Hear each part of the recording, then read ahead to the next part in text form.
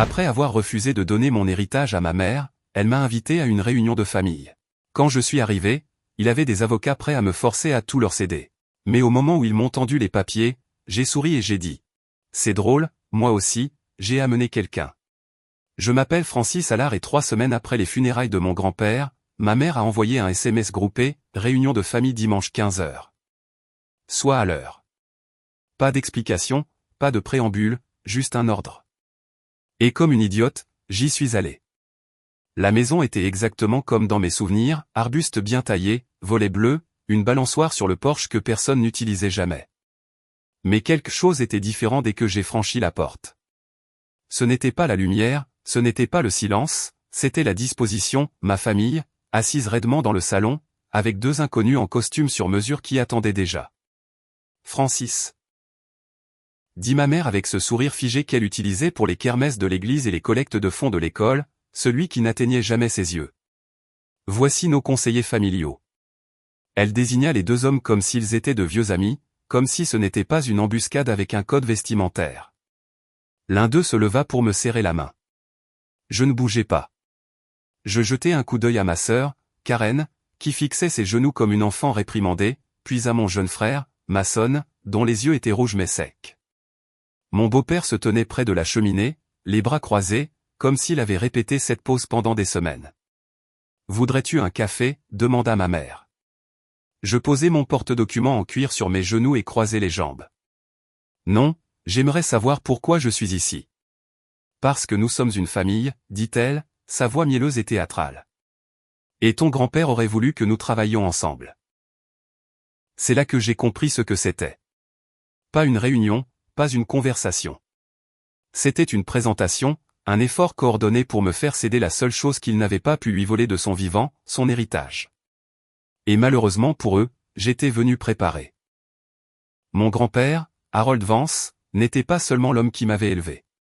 Il était la raison pour laquelle je croyais en la structure, au tableur, au respect des promesses que l'on fait même quand personne ne regarde. Il a fondé Vance Material à 27 ans avec une camionnette rouillée et un prêt conclu d'une poignée de main avec un voisin. Quand je suis né, c'était un fournisseur multi-état de bois de qualité commerciale, d'isolants et de composites de béton. Tous les entrepreneurs dans un rayon de 5 comtés connaissaient son nom. Enfant, pendant que ma sœur réclamait des chaussures à paillettes et que Mason jouait avec des trains électriques, je demandais à visiter l'entrepôt. J'adorais l'odeur vive du pain, le bourdonnement des chariots élévateurs, la façon dont la voix de grand-père résonnait sous les poutres d'acier quand il parcourait les allées. Quand j'ai eu 12 ans, il m'a tendu mon premier grand livre de comptes et a dit: « Voyons voir comment ton cerveau se débrouille avec les colonnes plutôt qu'avec les crayons de couleur. » J'ai tout de suite été passionné. Ma mère, Denise, n'a jamais compris. Elle aimait les belles choses, et elle les aimait vite. Elle m'a dit un jour: « Ton grand-père construit des entrepôts, moi je construis une vie. » Cette vie incluait 3 cartes de crédit au maximum, une Mercedes en leasing et un tourbillon incessant d'achats de crise, des séjours au spa étiquetés, rétablissement émotionnel, des sacs à main achetés en solde et des galas de charité pour le réseautage. Le testament a été lu 2 semaines après les funérailles, dans une salle de conférence au mur lambrissé qui sentait le cirage et le cuir ancien. Ma mère portait de la soie noire et des lunettes de soleil surdimensionnées, comme si elle sortait d'un feuilleton à petit budget. Karen reniflait doucement pendant le préambule. Mason avait juste l'air confus. L'exécuteur testamentaire, M. Albrook, garda une voix stable en passant aux formalités. Des legs mineurs, un don pour une bourse à l'ancienne université de grand-père, un petit fonds pour un employé à la retraite. Et puis, à ma petite fille, Francis Claire Allard, je lègue le reste de ma succession, y compris, mais sans illimité, toutes les actions restantes de Vance Material, mes comptes d'investissement personnels, mes biens immobiliers et mes effets personnels. La pièce se figea. Je l'ai senti avant d'entendre la réaction. C'est une blague, cracha ma mère, poussant ses lunettes de soleil sur son front. Il devait être confus. Relisez-le. Je l'ai lu plusieurs fois, Madame Vance, répondit Albrook, imperturbable. Votre père a été explicite. Karen halta comme si c'était une réplique de théâtre. Il nous aimait tous. Il ne ferait pas de favoritisme. Mason ne dit pas un mot. Il se frottait juste les mains comme s'il ne savait pas quoi en faire. Ce n'est pas possible, murmura ma mère. Mais ça l'était. À cet instant, je n'étais pas seulement sa petite fille. J'étais l'unique héritière de tout ce que Harold Vance avait bâti à partir de rien. Et je n'étais pas prête. Plus tard ce jour-là, sur le parking, ma mère s'est approchée de moi, un poison calme dans la voix. « Cède-nous tout, dit-elle. Je le diviserai équitablement. Je m'assurerai que tout le monde est pris en charge. » Je n'ai pas répondu. Non pas parce que j'étais incertaine, mais parce que je devais choisir mes mots avec soin. J'ai besoin de temps pour réfléchir. Elle plissa les yeux. Ce n'est pas à toi, Francis. C'est à nous. L'argent de la famille, l'héritage familial. Ce n'est pas ce que grand-père a dit. Son masque est tombé. Il a été manipulé. Tu passais trop de temps avec lui. Il n'allait pas bien. Mais il allait bien. Il avait mis à jour son testament 6 mois avant sa mort, totalement lucide, totalement intentionnel. Je me souvenais bien de ce jour. Il m'avait fait asseoir dans son bureau et m'avait dit, « Ils vont détester ça, mais j'ai construit ça pour quelqu'un qui comprend ce que ça m'a coûté de le créer. Cette personne, ce n'est pas ta mère. » Ce n'était pas un compliment. C'était un fardeau, une responsabilité. Et maintenant, c'était la mienne. Le premier message est arrivé ce soir-là. C'était Karen. « S'il te plaît, ne laisse pas ça tout gâcher. Nous sommes toujours ta famille. » Puis ma mère, tu comprendras quand tu auras tes propres enfants. La famille passe avant tout. Puis ma sonne, un seul mot par SMS à 1h43 du matin, pourquoi? Au matin, ma messagerie vocale était pleine. De vieilles amies de ma mère, des femmes que je n'avais pas vues depuis les ventes de gâteaux du collège. Francis, j'ai le cœur brisé. Ta mère a toujours dit tant de bien de toi. C'est une telle déception. Déception. Ce mot revenait souvent. Ce qu'ils ne voyaient pas, ce qu'ils n'avaient jamais pris la peine de comprendre, c'était ce que grand-père et moi avions réellement construit ensemble. Pas seulement une relation d'affaires, mais un lien forgé dans le respect mutuel. Je n'en ai pas hérité comme à la loterie, je l'ai mérité, tableur après tableur, appel tardif après appel tardif, visite d'entrepôt après visite d'entrepôt. Mais rien de tout cela n'avait d'importance devant le tribunal de l'opinion familiale. 2 jours plus tard, ma sonne s'est présentée devant mon appartement. Pas d'appel, juste sa silhouette voûtée sur la caméra de sécurité du hall, les mains fourrées dans les poches de sa veste, l'air d'un gamin qui a oublié ses devoirs. Quand j'ai ouvert la porte, il n'est pas entré. Je ne suis pas là pour me disputer, dit-il. D'accord. Il leva les yeux, injecté de sang mais concentré. Maman perd la tête. Elle appelle déjà des agents immobiliers, elle dit qu'elle doit refinancer la maison avant que tu ne gèles les avoirs. Je clignais des yeux. Je n'ai rien gelé. Elle ne le croit pas ma sonne. Je voulais juste te prévenir. Elle prépare quelque chose. Puis il est parti. Pas de câlin, pas de poignée de main, il a juste redescendu le couloir comme s'il n'était plus sûr d'avoir sa place nulle part. J'ai fermé la porte et je suis restée là, silencieuse. Ni triste, ni en colère, juste vide. Ça commençait. Ce soir-là, Liam, mon petit ami et la seule personne qui ne m'avait pas traité comme un distributeur de billets avec une âme, a apporté des plats à emporter et m'a tenu la main pendant que je fixais mon riz d'un air absent. « Je veux que tu rencontres quelqu'un, dit-il doucement. Elle s'appelle Angela Dwyer. C'est une avocate spécialisée en succession. Une vieille amie de la fac de droit. Elle n'est pas du genre à chercher la bagarre, sauf si tu en as besoin. Elle est là pour la protection. » Je n'ai pas répondu, mais j'ai hoché la tête. Le lendemain matin, j'ai appelé Angela. Nous nous sommes rencontrés dans un bureau tranquille au-dessus d'un fleuriste. Pas de bureau en acajou ou de mur en verre intimidant, juste des plantes, de la lumière naturelle et quelqu'un qui écoutait sans interrompre. Après avoir tout entendu, elle s'est penchée en arrière, les doigts joints. « Vous êtes déjà au milieu d'une campagne de pression coordonnée, dit-elle. Des tactiques classiques de culpabilisation familiale. Mais d'après le testament et ce que vous m'avez dit, vous êtes sur un terrain juridique solide. Je ne veux pas me battre contre eux, dis-je. Je veux juste que ça s'arrête. Alors nous nous préparons, dit-elle. Juste au cas où. Documentez chaque message vocal, chaque visite. Et ne signez rien, peu importe comment il l'appelle. J'ai accepté. Cela semblait simple, jusqu'à ce que le message suivant arrive. C'était une photo. Ma mère, faisant du shopping pour des meubles de terrasse. Thérapie par le shopping pour surmonter le deuil, a-t-elle légendé. #selfcare. Le même jour, elle m'a envoyé un texto prétendant qu'elle ne pouvait pas payer sa facture d'électricité. C'est là que j'ai commencé à tout imprimer. L'invitation formelle est arrivée sous la forme d'un texto de ma mère. Dimanche 15h. Maison. Résolvons ça. Apporte tes papiers. Pas de signature, pas d'émoji. Juste une grenade dégoupillée et horodatée. Angela n'aimait pas ça. Ça sent l'embuscade, m'a-t-elle prévenu. C'en est une, ai-je répondu. Mais je n'y vais pas à l'aveugle. Elle a proposé de venir. J'ai refusé. Je dois les affronter moi-même. Mais je veux que tu attendes à proximité. Un seul texto, dit-elle, et je suis à la porte en 60 secondes. Je suis arrivé à 14h59 précise. Les rideaux étaient tirés.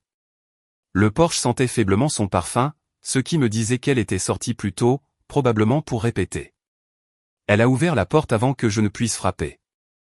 Francis, rayonna-t-elle, les cheveux fraîchement coiffés, les dents étincelantes comme sur une affiche de campagne. Pile à l'heure. À l'intérieur, le salon était disposé comme pour une déposition. Karen était assise au bord du canapé, le dos raide, les mains nouées sur ses genoux. Mason, à côté d'elle, les yeux baissés. Mon beau-père planait près de la cheminée comme un videur. Et ils étaient là, deux hommes en costume assis dans les fauteuils habituellement réservés à la famille. Bloc-notes, mallette, alliance à la main gauche, sourire trop large. Voici Monsieur Hay et Monsieur Darnell, dit ma mère en faisant un grand geste. Ils ont gentiment proposé de nous aider à démêler ce malheureux malentendu. J'ai hoché la tête mais n'ai pas tendu la main. Je n'étais pas là pour jouer la politesse. Une seule chaise était libre, une chaise en bois à haut dossier, placée juste en face d'eux. Un siège d'interrogatoire. Je me suis assise sans un mot et j'ai posé mon porte-document en cuir sur mes genoux. Voudrais-tu un café, demanda à nouveau ma mère, toujours coincée dans son illusion désespérée de civilité. Je vais bien. Allons-y. Monsieur Hay s'éclaircit la gorge. Nous sommes ici aujourd'hui parce que votre famille est profondément préoccupée par la tension que cela a provoquée. Personne ne veut d'un conflit prolongé, surtout quand l'intention de votre grand-père était clairement que la famille reste unie. J'ai laissé le silence s'étirer. Il a écrit un testament. Ma mère intervint, sa voix mielleuse mais ferme. Et nous ne le contestons pas, ma chérie. Mais tu peux sûrement convenir que tout partagé entre nous serait plus harmonieux. L'harmonie n'était pas non plus dans le testament. Monsieur Darnell ouvrit sa mallette, faisant glisser une pile de documents sur la table. Ceci est un accord de redistribution volontaire. Vous conservez un pourcentage sain, 20%. Le reste revient à la famille, comme il a toujours été entendu. Entendu par qui? Karen prit enfin la parole. Grand-père était malade, Francis. Il n'avait pas toute sa tête. Il pensait que tu saurais quoi faire. Je sais quoi faire, dis-je calmement. C'est pourquoi je ne signerai pas ça. Mason bougea. Maman dit que si on ne règle pas ça maintenant, on pourrait perdre la maison. Et pourquoi ça, demandai-je, toujours calme. Quelqu'un a encore pris une deuxième hypothèque? L'expression de ma mère se fissura une fraction de seconde avant de se refermer. Francis, ne fais pas ça. Monsieur Hay intervint. Il serait regrettable que cela aille au tribunal. Des allégations d'influence indue pourraient ternir la réputation de la succession. Voilà. La menace, habillée de jargon juridique et de cuir poli. Je posai ma main sur mon porte-document. Avant de répondre, j'aimerais clarifier une chose. Je regardais mon beau-père, Craig. Il y a 6 mois, tu as mentionné à l'infirmière de grand-père que tu avais déjà versé un acompte sur une propriété à Naples. Était-ce avec l'argent d'un héritage que tu n'avais pas encore reçu? Sa bouche s'ouvrit, puis se referma. J'ai un enregistrement, continuai-je. Et une trace écrite. Le sourire de ma mère s'évanouit. J'ouvris mon porte-document et posai une feuille, une impression du grand livre de grand-père. Son écriture. Prêt, Denise, 30 000 $. Elle a dit que c'était pour les études de Mason. J'ai appris plus tard que c'était pour une croisière de crise. La dernière fois. Puis la suivante. Une photo Instagram datée d'elle sirotant du champagne à bord d'un navire. Légende, méritée. #blessed. Je levai les yeux vers les deux conseillers. Vous avez toujours envie de rédiger des papiers aujourd'hui? Ils ne répondirent pas. Personne d'autre non plus. Ma mère se leva si brusquement que sa chaise racla le parquet. Espèce de petite ingrate. Je n'ai pas bronché. J'ai juste fait glisser un autre papier sur la table. 8 mai. Tu as dit à grand-père que sa nièce Rachel avait besoin d'une chirurgie dentaire d'urgence. Il t'a donné $20 000. Je jetai un coup d'œil à Karen. Tu étais à Scottsdale ce week-end-là. Forfait spa, n'est-ce pas? Je me souviens du peignoir brodé. Karen devint livide. Craig jura à voix basse. Francis, c'est bas. Fouillait dans les notes d'un mort pour retourner sa mémoire contre sa propre famille. Il n'était pas confus, dis-je. Il était épuisé. Et il tenait des registres parce qu'il savait que cela arriverait. Je saisis le dernier article de mon dossier. Une enveloppe scellée, légèrement usée, adressée de l'écriture en boucle de mon grand-père. Pour Francis, s'ils viennent le chercher. Je ne l'ai pas ouverte. Je n'en avais pas besoin. Mais les deux hommes en costume bougeaient déjà sur leur chaise, la confiance s'échappant de leur posture. Monsieur Hay ajusta sa cravate. Mademoiselle Allard, on nous avait dit que ce serait une conversation coopérative. Ça n'allait jamais l'être. Et vous n'êtes pas des conseillers juridiques, n'est-ce pas? Juste des intermédiaires de pression. Je me tournai vers ma mère. Tu ne leur as pas dit que j'avais déjà engagé une vraie avocate, n'est-ce pas? Elle est dans une voiture dehors. Un mot de ma part et elle est à la porte. Les deux conseillers se levèrent presque à l'unisson. Nous allons nous excuser, marmonna l'un d'eux en fermant sa mallette. Madame Vance, nous n'étions pas au courant de la représentation d'un conseil en attente. L'expression de ma mère se pétrifia. Ce n'est pas fini, siffla-t-elle. En fait, si, dis-je en me levant. Ça l'est. Je rassemblai mes documents, lentement et délibérément. Je ne signerai rien. Je ne financerai pas vos dépenses. Et je ne vous laisserai pas réécrire le passé juste parce que le présent ne vous convient plus. Tu nous dois bien ça. Je dois tout à grand-père. C'est lui que j'honore. Puis Mason se leva. Tout le monde se figea, même Craig. Je ne savais pas, dit doucement Mason. Pour la croisière, ou le spa, ou que tu as utilisé mon nom pour lui prendre de l'argent. Il regarda sa mère. Tu as dit que Francis était égoïste, mais tu as menti sur tout.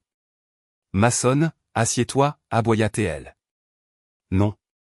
Le mot résonna comme une cloche. Il se tourna vers moi. Je peux venir avec toi. J'ai hoché la tête. Allons-y. Craig s'avança, le torse bombé. Espèce de petit. Je levai mon téléphone. Cette conversation a été enregistrée. Il se figea net. Nous sommes partis en silence, passant devant les visages stupéfaits d'une famille qui avait toujours supposé que je plierais. Pas cette fois. Angela était déjà sortie de sa voiture lorsque nous sommes arrivés dans l'allée. Ça va, demanda-t-elle en regardant Mason. Il est avec moi, dis-je.